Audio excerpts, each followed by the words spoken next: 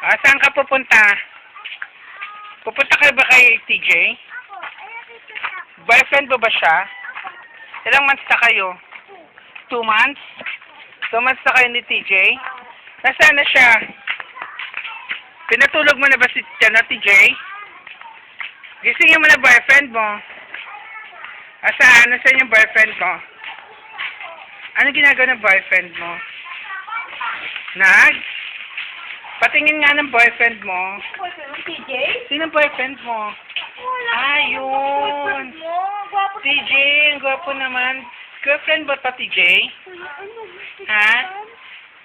Ay, diyan ka lang, Chelsea. Sige, sasabihin ka sa mami mo, ha? Nandiyan ka lang sa boyfriend mo, ha? Okay, bye, Chelsea. Say bye-bye naman. Bye-bye. Ayan yung boyfriend mo. Pakilala mo naman sa amin.